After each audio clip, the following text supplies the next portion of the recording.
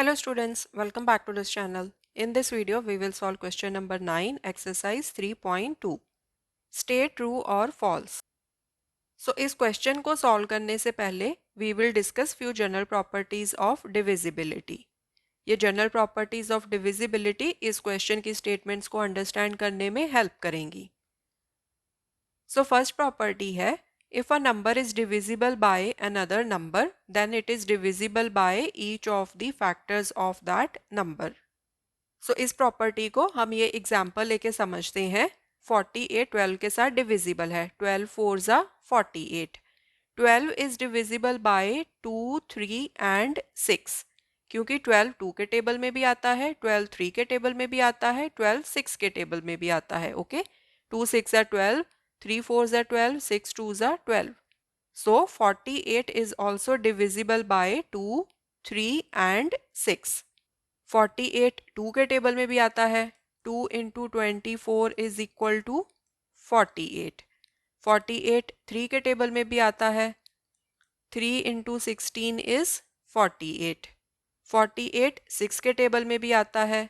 6 8 ज़ा 48. सो अगर कोई नंबर किसी नंबर के साथ डिविजिबल है तो वो नंबर उस नंबर के फैक्टर्स के साथ भी डिविजिबल होगा. ओके, जैसे 48 यहाँ पर 12 के साथ डिविजिबल है एंड 12 के फैक्टर्स कौन से हैं? 2 3 एंड 6. सो 48 2 3 एंड 6 के साथ भी डिविजिबल होगा. ओके, किसी नंबर के फैक्टर्स उस नंबर को कंप्लीटली डिवाइड करते हैं, रिमाइंडर 0 रहता है. सो 12 48 का फैक्टर है बिकॉज 12 4 ज़ा 48. 2 3 एंड 6 12 के फैक्टर्स हैं. सो 2 3 एंड 6 48 के भी फैक्टर्स हैं बिकॉज 2 3 एंड 6 48 को भी कंप्लीटली डिवाइड करेंगे. ओके, नेक्स्ट प्रॉपर्टी है if a number is divisible by each of the two or more coprime numbers then it is divisible by their product.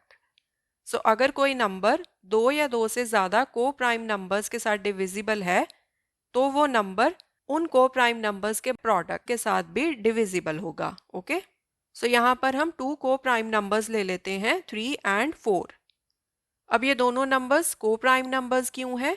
3 के क्या factors हैं? 1 and 3. 4 के क्या factors हैं? 1 2 एंड 4. सो इन दोनों numbers का कॉमन फैक्टर क्या है? 1. सो को प्राइम नंबर्स वो नंबर्स होते हैं जिनका सिर्फ एक ही कॉमन फैक्टर हो 1. 1 के अलावा कोई भी और कॉमन फैक्टर ना हो. सो इसीलिए 3 एंड 4 आर को प्राइम नंबर्स. अब इन दोनों को प्राइम नंबर्स का प्रोडक्ट क्या रहेगा? 3 इंटू 4 इज इक्वल टू 12. अब हम एक नंबर ले लेते हैं जो 3 एंड 4 दोनों के साथ डिविजिबल है. सो लेट्स से हमारे पास नंबर है 24. अब 24 3 के साथ भी डिविजिबल है. 3 8 ज़ा 24. 24 4 के साथ भी डिविजिबल है. 4 6 ज़ा 24. अब हमने ये चेक करना है कि क्या ये नंबर 12 के साथ डिविजिबल है या नहीं. यस, 12 2 ज़ा 24. सो दैट मीन्स अगर एक नंबर दो या दो से ज़्यादा को प्राइम नंबर्स के साथ डिविजिबल है तो वो नंबर उन को प्राइम नंबर्स के प्रोडक्ट के साथ भी डिविजिबल होगा. ओके, इसी तरह से हम एक और एग्जांपल ले लेते हैं. लेट्स से हमारे पास नंबर है 60. अब 60 3 के साथ डिविजिबल है. 3 इंटू 20 इज इक्वल टू 60. इसी तरह से 60 4 के साथ भी डिविजिबल है. 4 इंटू 15 इज इक्वल टू 60.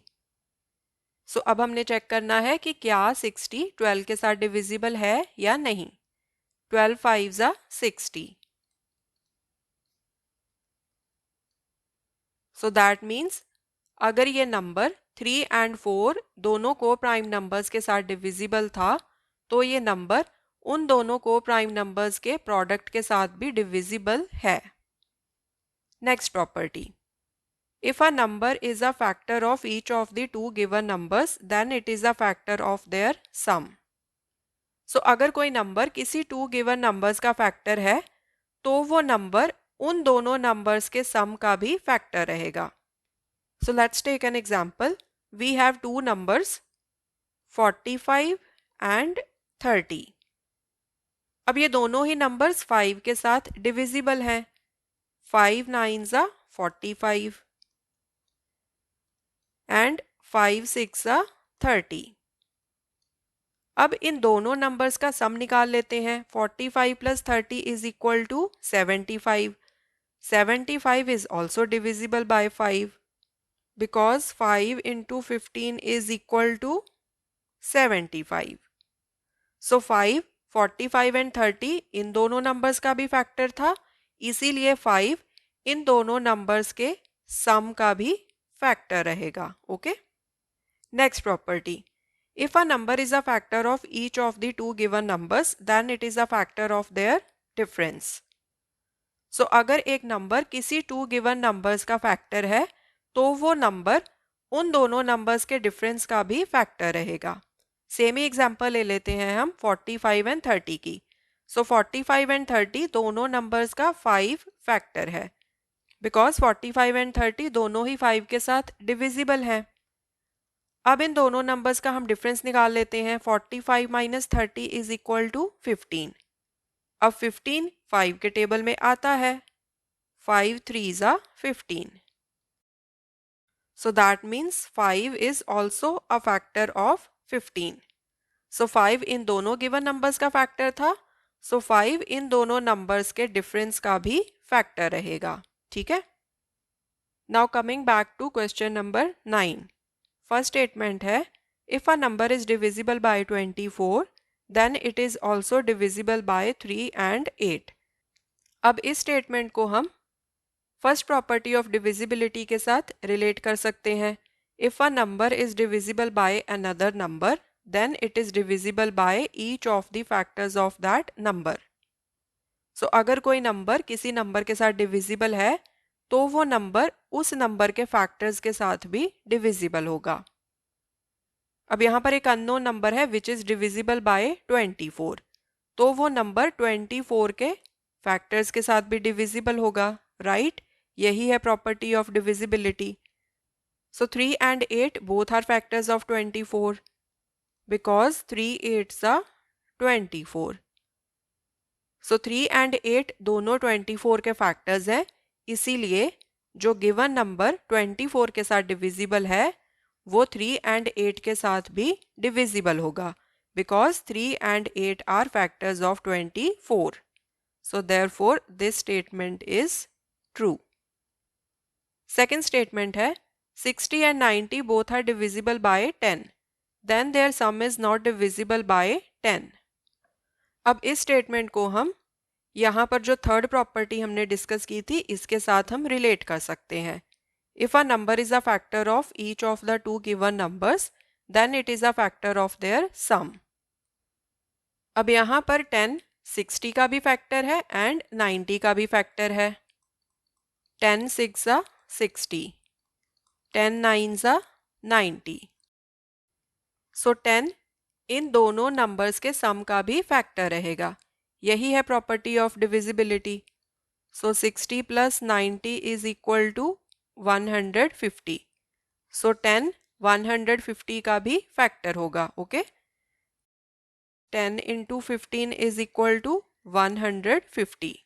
अब यहाँ पर स्टेटमेंट में ये दिया हुआ है कि 10 इन दोनों नंबर्स के सम का फैक्टर नहीं रहेगा because they have mentioned that there sum is not divisible by 10.